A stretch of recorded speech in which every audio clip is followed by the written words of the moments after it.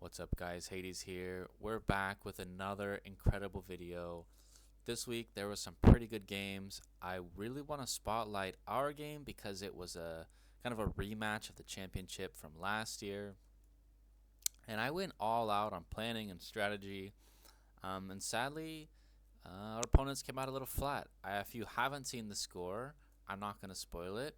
So I'm going to show you kind of what happens at the start of the video, and we're going to work our way through it. And as always, if you like this content, leave a like and subscribe. So we are up here in the top right corner with the white, and SSQ is down here in the bottom left with the red. Now, an important thing to notice is they only have 30 out of 40 participants, so this really wasn't like a high quality match, but there's still a bunch to be taken away from. Now, these are a lot of the players that we played against last season, and I want to make a few little notice. So, going back just a little bit, you'll notice that I'm kind of over here, and I didn't know where to go. Like at the very beginning, you could see I didn't send my caravan out for almost 40 seconds. Why? Well, I wanted to make sure that I was getting the best value. I checked everywhere.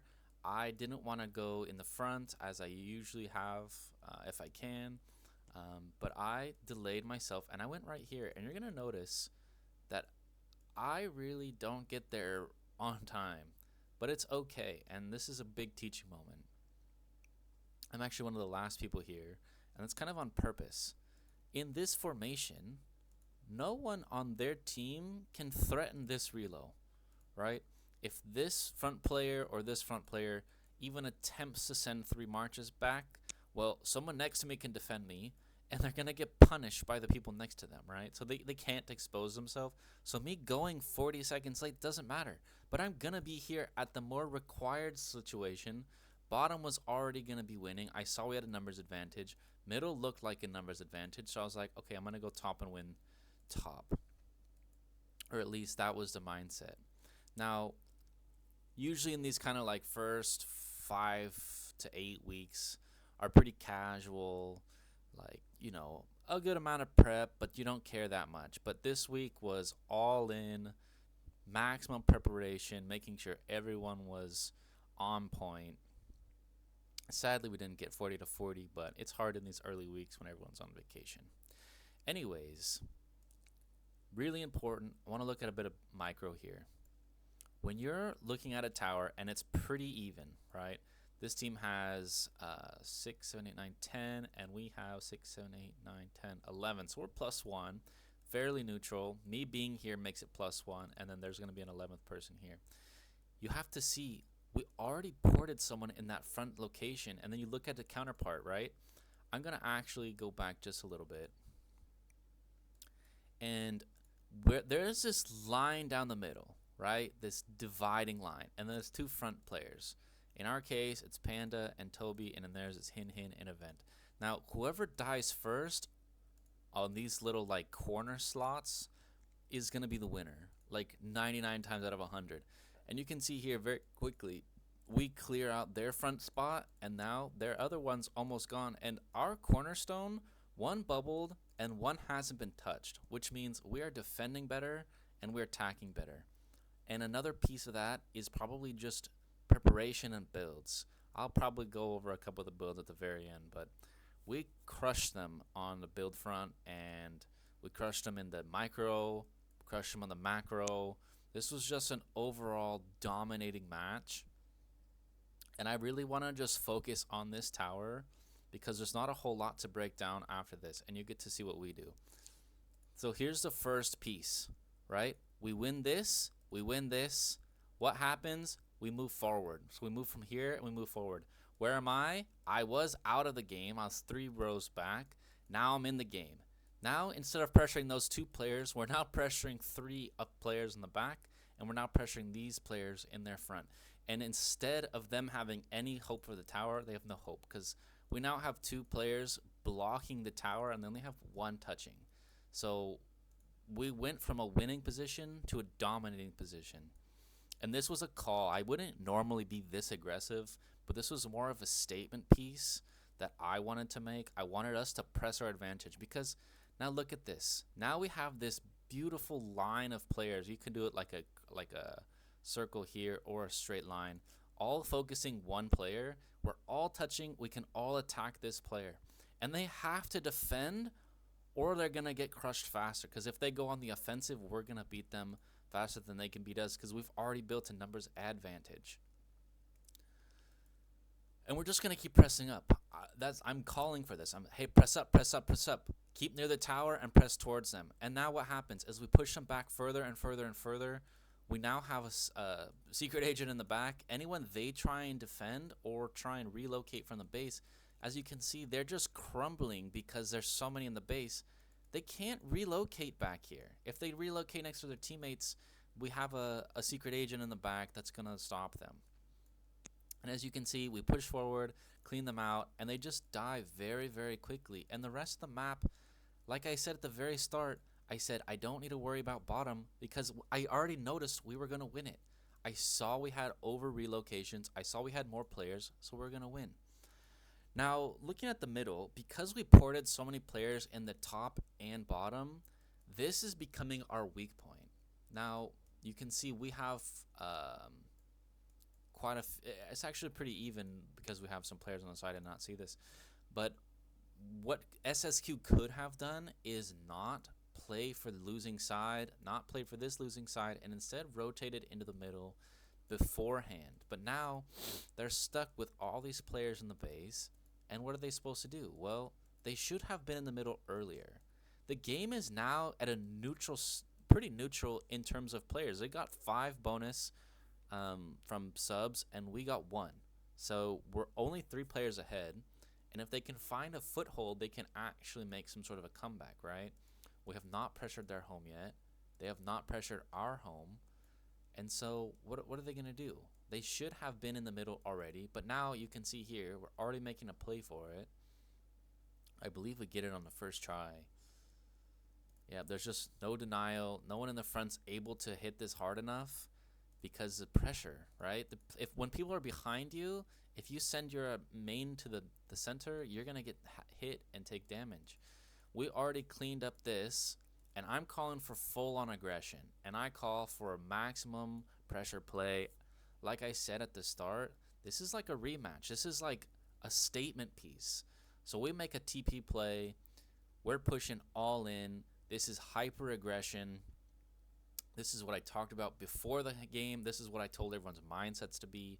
We played this game exactly how I drew it up in my mind, exactly how I planned it in advance. And like, this is something I talk about in every video. Like, once you win a lane, you need to rotate away. No one rotates. I would almost say bored with the competition. People aren't listening. They're not following the guidelines I've set out. I've very clearly talked about this over and over and over. If you win a spot, rotate. What do? Should you be fighting for this losing position? Like, I don't know why they're fighting here when the tower's over here. Like, they should have been in the middle, or they should have already taken back this side or our home side, because we have no one dead. If no one's dead, you can pressure the home tower. So they do make a good play here. They kind of pressure the bottom, and we're in a little bit of a panic mode. The problem here is, look how many free castles there are not doing anything that can just easily rotate. Look at this. 1 screen, 2 screen, 3 screen, 4 screen, 5 screen, and you're there. It's not very far to move anywhere from the middle. Like, look at these caravans. If I can click it. It was only like, I think it's like 34, 40 seconds. It's very fast. It's super hard to stop them. And look at the pressure. There's so many available, and they're never going to be able to actually break this. And then they're just late to rotate over and over and over. And what's going to happen to our pressure here, we actually got it.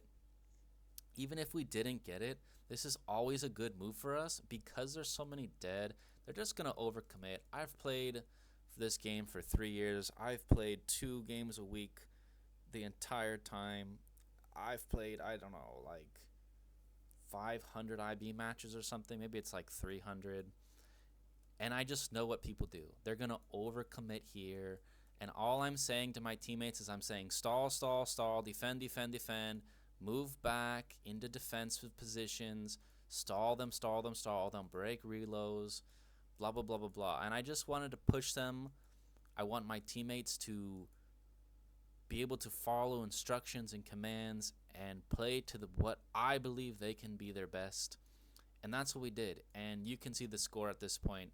It's absolute domination, 105 per second to 0. Like, they have nothing. They will get back Tower 3 with time, and that was planned. But look at this. They have, I think I counted one time, they had like 22 people here defending this against like 7 or 8. And everything I wanted happened. They could never break our top. They made a pretty decent push for Tower 4, but it was too late because we had already won middle and can easily rotate. And the rotations were late. As in almost every video, rotations are just late. And if we could skip to the end here, look at some of the stats, you'll notice that they had one player that played very well, Lamb and Real Shady. You can see him here. Lamb, Real Shady, can't read.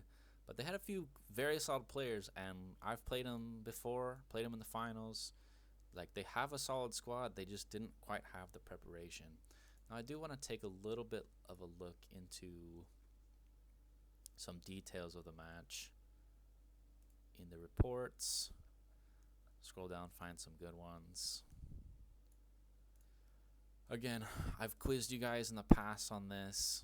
Never, like, when I'm flipping through reports, I don't look at anything that's not 44,000 to 44,000. It's just garbage. You're not going to get a whole lot of good data. Something like this might be decent. Nope, that's not my main. Here we go. So their builds were fine, right? They have full fire with Ashoka. They have some very interesting ideas. It worked out pretty solid for them. Nothing game breaking here. This is all pretty standard. I would have liked to see side assist. Not a big deal if they don't, though, you know. It's each to their own. They had a few variations. Some of them were using cant. Those teams were a little bit harder. I always have swaps, so I don't really keep the same team the whole time. But you can see, like, it's pretty even trades. There's nothing innately or inherently bad about what they did. These are some seconds. Losing. Here's a pretty good win from me. I believe my team was better with side assist, and it's consistently just a little bit more consistent. Let's try and find someone else. Here's a pretty decent one. I had a water team. That's a second and a main. And against cant, this water's just stinky. And you can see that the farther I go down, I started with water. I was experimenting, and I was running into some cant players, and I noticed this, and that's why I switched into full fire. And I've done a video on this, full fire versus fire cant versus water. It's pretty much the core 3. If you want to check that out, it's in my YouTube channel, and I'm sure you can find it. But yeah, if you guys like this kind of content, make sure to let me know, and I'll catch you guys in the next one.